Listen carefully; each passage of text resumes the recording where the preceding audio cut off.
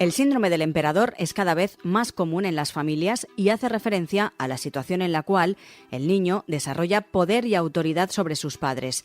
Niños que desde pequeños insultan a los padres y aprenden a controlarlos con sus exigencias hasta convertirse en una pesadilla para ellos. Cuando crecen, los casos más graves pueden llegar a la agresión física. Este tipo de violencia contra los padres, oculta por la vergüenza y también por el sentimiento de culpabilidad de los propios progenitores, comienza a ser ya un fenómeno cada vez más visible. Hoy, en Plaza al Día, el síndrome del emperador, cuando tu hijo es un tirano. Saludamos a Vicente Garridos, catedrático de Educación de la Universidad de Valencia y autor del libro Los hijos tiranos, el síndrome del emperador, y además es una de las máximas autoridades en España del estudio de este comportamiento. Señor Garrido, muy buenas. Hola. Vamos a empezar por explicar qué es exactamente el síndrome del emperador. En general, el síndrome del emperador, tal y como se utiliza en los medios, se refiere a los hijos que son muy egocéntricos y agobian a sus padres, les acosan e incluso les hacen objeto de abuso psicológico y físico, por desgracia, muchas veces no declarado, porque son comportamientos que la mayoría de las familias las sufren en la intimidad de su casa, ¿verdad?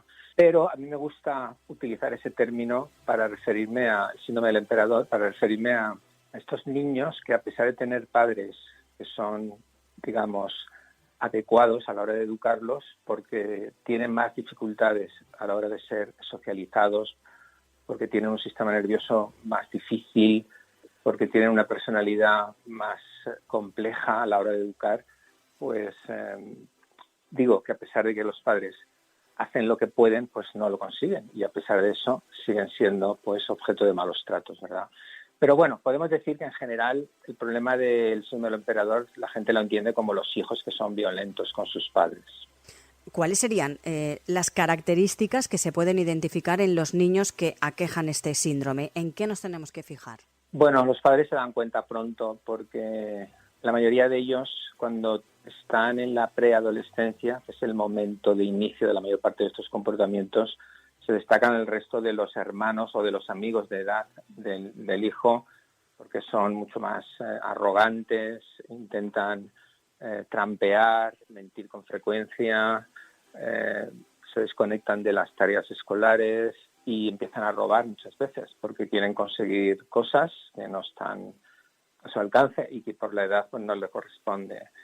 Y de esta preadolescencia, que yo hablo de 12, 13 años, el asunto empieza a ser más complicado en los 14 y en los 15, que son las edades, por así decirlo, más características de lo que es ya la violencia más emocional o física más evidente, ¿verdad? A estas edades esto es un problema ya grave y los padres son conscientes de eso. Y una edad complicadísima, además, porque sí, es plena adolescencia. Muy difícil, sí. Entonces, ¿qué ocurre? Pues que muchos padres, es verdad que han sido padres descuidados o negligentes. Y esto, pues, si el niño tiene una personalidad difícil, pues probablemente hace que a estas edades los padres ya no sepan manejarlo. ¿A qué se refiere, perdón, con negligentes y descuidados? Bueno, me refiero a que no han prestado atención a las normas, no les han hecho un seguimiento de sus tareas o actividades, un poco padres que no están, digamos, al 100%, ¿verdad?, al tanto de cómo va su hijo y sus necesidades. Algunos padres hacen lo que yo digo, una educación por piloto automático, ¿verdad? Tienen comida, van al colegio y no se esfuerzan por saber cómo son de verdad sus hijos. Entonces, la combinación de este tipo de padres con niños que por sus características personales son difíciles de educar es probablemente la razón por la que aparecen en estas edades de los 14 y de los 15 estos comportamientos que son abusivos y que es un estilo, es un patrón. Es decir, no estoy hablando de los niños que son ocasionalmente en algún momento mal educados o han desafiado a sus padres, sino que lo que caracteriza al síndrome del emperador es que esto es un patrón, es un estilo de relación que no va a desaparecer así como así. Y que es una manera como de poner entre las cuerdas a los padres, ¿no? Porque son desafiantes, incluso se ha llegado en muchos casos a la agresión física. Sí, ya digo, la mayoría de los padres que tienen este problema no son malos padres, pero sí que, digamos, que les falta recursos para enfrentarse a estos niños, porque son niños difíciles. No todos los niños son igual de educar. Hay niños más fáciles y niños más difíciles. Cualquiera que vaya a la maternidad se dará cuenta que hay niños que son muy tranquilos, ¿verdad? Que te invitan a que les acaricies porque están ahí, digamos, esperando una sonrisa. Otros, por el contrario, parece que no hay manera de que se callen, son inconsolables, ¿no? Tiene mucho que ver también su genética, de dónde vienen, si han recibido en el útero materno malos tratos, porque, por ejemplo, la madre pues, ha tenido mucho estrés o ha consumido drogas. En fin, por diferentes razones hay niños que son más fáciles de educar que otros. Y algunos padres tienen la mala suerte de tener estos niños.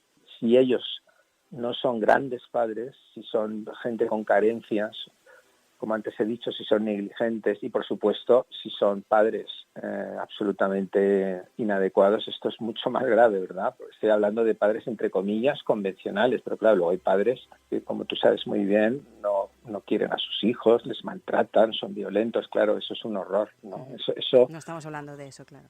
Claro, no estamos hablando de esos, ¿no? Pero por hablar de los padres convencionales, el problema es padres que hacen lo que pueden, pero que no están, digamos, capacitados para educar a estos niños que son muy difíciles.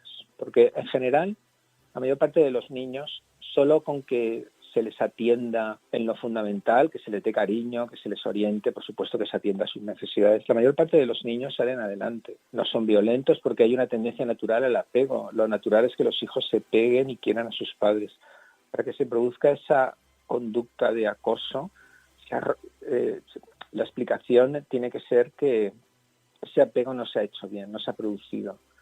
Es un apego defectuoso. Entonces los niños moralmente, como no están impedidos por emociones de cariño, moralmente encuentran lo más lógico, pues salirse con la suya. No hay ese cariño que les dicen, que se dice a uno mismo, ¿verdad? En su conciencia, yo no puedo hacer esto a mi padre me quiere o mi madre me quiere, ¿no? Estos niños no han interiorizado eso y ese es el origen del problema.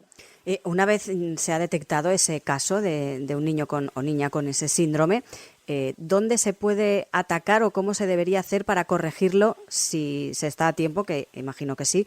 ¿Cómo deberían actuar en este caso los padres y deberían también pedir ayuda, imagino?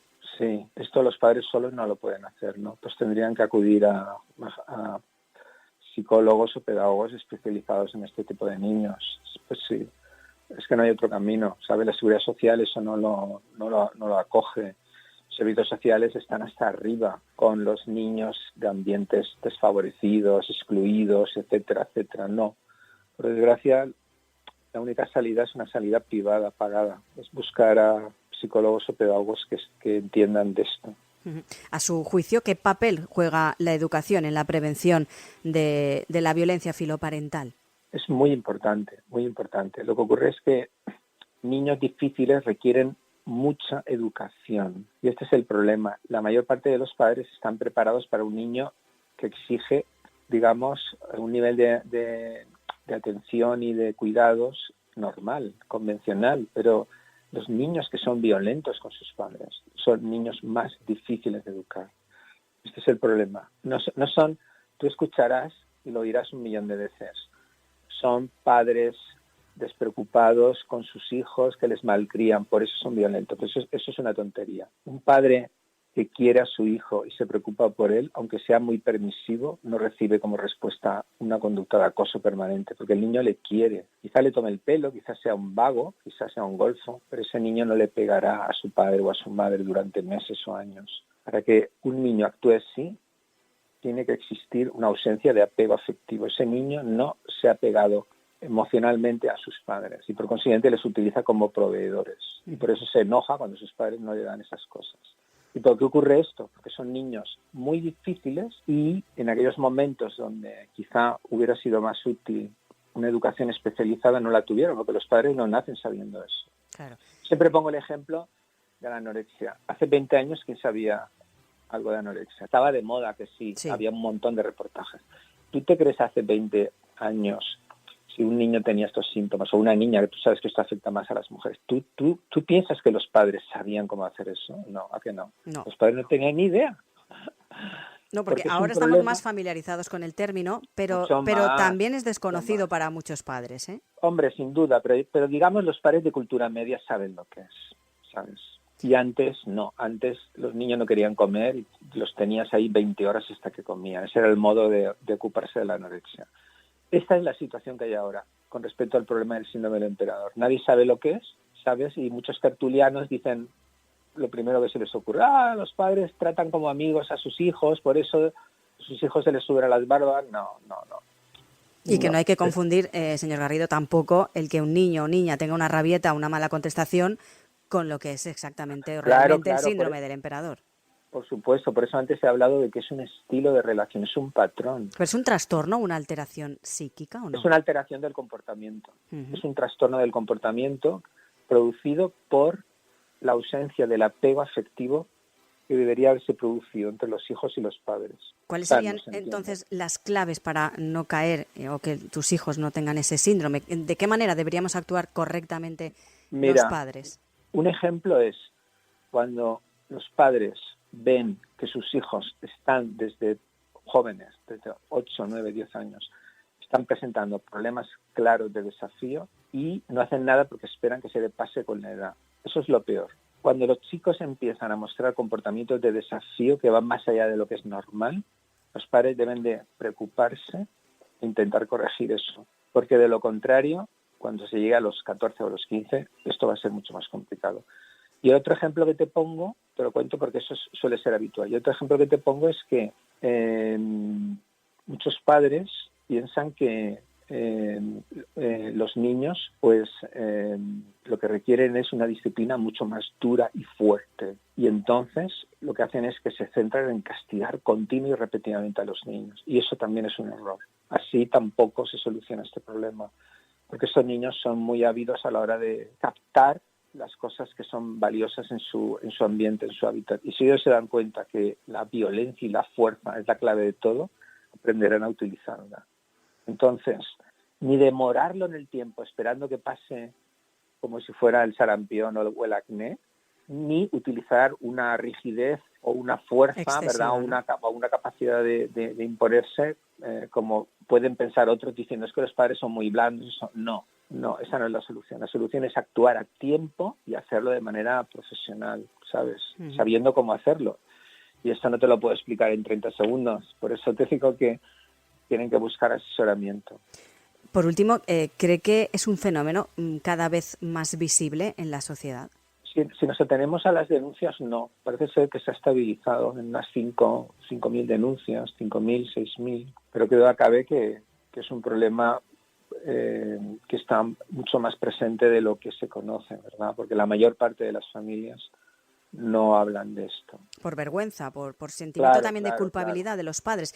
Porque esa es otra pregunta. ¿Los padres se sienten culpables por no hacerlo bien?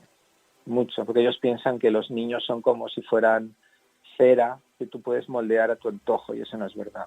Cada niño tiene su personalidad y no es lo mismo un niño que otro, ¿verdad? Don Vicente Garrido, recordamos catedrático de Educación de la Universidad de Valencia y autor del libro, como hemos dicho, Los hijos tiranos, el síndrome del emperador. Gracias por estar hoy con nosotros y ayudarnos a entender mejor este fenómeno que, como decimos, pues está cada día más presente en las familias. Muy bien, gracias a ti. Los expertos nos explican que el síndrome del emperador es un trastorno del comportamiento y no hay que confundir una rabieta o una mala contestación con este fenómeno, pero sobre todo, cuando los niños muestran actitudes desafiantes con los padres, hay que poner remedio y no esperar a que la situación empeore. Plaza al Día es el daily de las cabeceras del Grupo Plaza, lo pueden escuchar también en las diferentes plataformas de podcast donde pueden suscribirse y enviarnos sus comentarios.